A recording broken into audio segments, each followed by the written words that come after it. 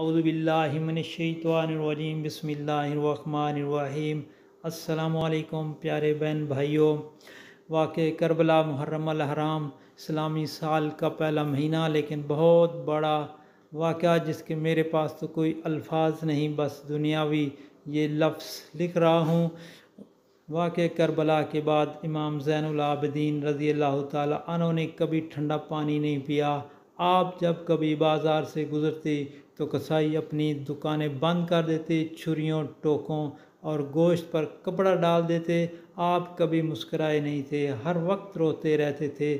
آپ کے جو خادم تھا اس نے ایک دن عرض کیا، یا حضرت اتنا نہ رویا کریں، تو آپ رضی اللہ تعالیٰ عنہ رونے لگے۔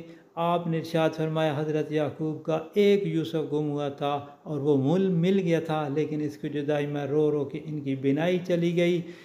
لیکن یہاں تو حضور اکرم صلی اللہ علیہ وآلہ وسلم کے سارے یوسف چلے گئے، میرا تو پورا خاندان میرے سامنے ذبح کیا گیا، میں کیسے مسکراؤں؟ دوستو، بہت بہت بہت کوئی الفاظ نہیں بندہ لکھ سکے کتنا بڑا واقعہ۔ آپ سے گزارش ہے کہ آپ زیادہ سے زیادہ نماز نوافل اور ان کے لیے دعا کریں۔